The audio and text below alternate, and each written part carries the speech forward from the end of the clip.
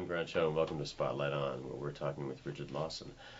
Richard, we're just about to start talking about your career as a teacher and a coach, and a mentor, really. Richard has been my mentor for quite a few years and has made a profound impact on my work and how much joy I get out of my work. Thank you. Yeah, it's been great working with you because you're a real artistic warrior. You go after it, and you work hard. So, you're getting exactly what you put into it. It's an interesting thing because work ethic is a major component of what it takes to make it in this business. And you have a great work ethic. Over the years, I've been teaching since 1980. I started studying with Milton in 76. And I started teaching in 1980, and I've taught tens of thousands of students because we have large classes.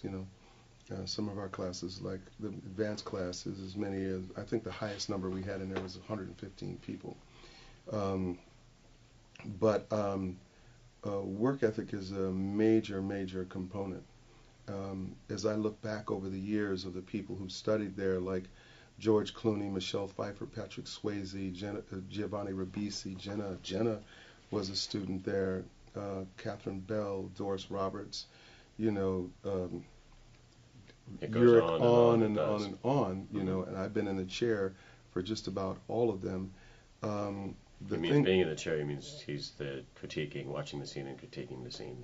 Yes, and and having my hand in their growth. And the one thing that separated most of them from other people was the fact that they had a tremendous work ethic and their attitude. You could see that they could see the road ahead of them, and they knew something in them knew that they were going to make it. They didn't always have it in the beginning, but somewhere along the way it clicked in. Well, that is one of the things that you teach. One of the things that Milton has taught as part of his technique is work ethic and vision. Yes. And belief. Exactly. The three components, the basic three components of his teaching is attitude, administration, and acting. And I always put attitude first. I can teach somebody that has a good attitude about it. It's hard to teach somebody who has a frown, somebody who has a smile and is open. More can get in. Administration is a huge part of the process because I've seen great actors who didn't have administration who just sat there like a car in idle, and they sit in place, and that this car is fast. You got all the specs on the car, 12 cylinders, it's a 220 on a speedometer, and they just sit there and idle, and it doesn't go anywhere. It has no real value, where other people put it into action because they have a vision for where they want to go. And if they don't, they sit down and create one. And then, it's a plan like any other business. One of the things that really, I think, stops actors, what actors don't have, is to understand that they're a business, like Fat Burgers or, glad I said Fat Burgers.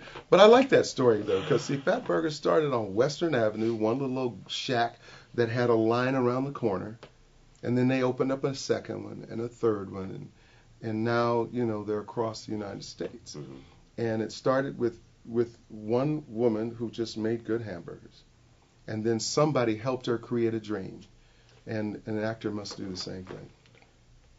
Very, very important. And you not only were you working at the Beverly Hills Playhouse right now, you're teaching there. You have a class that you teach outside of the Beverly Hills Playhouse, or is it affiliated with them?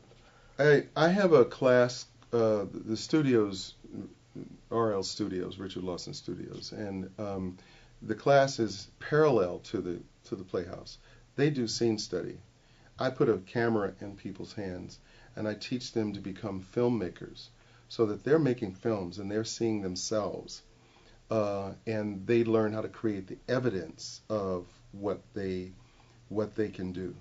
The other part of this is that you can be in that acting class for 10 years and not have a reel on yourself because you're waiting to get that job on CSI or to work with Soderbergh and blah blah blah to get a reel. No, I'm sorry, you'll be there waiting.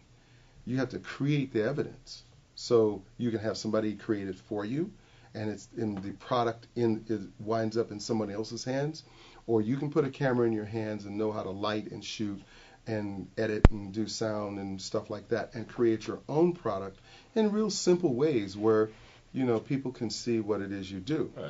I took that class. It's not simple and easy. It's quite intense. Some of the things you are required to expose and talk about yourself and. Absolutely. The reason why it's an intense class is because this is an intense business. You got to know how to operate in this business. I mean, the one thing that I have that I think is kind of unique is that I've had a very successful career as an actor. I've had a very successful career as a teacher.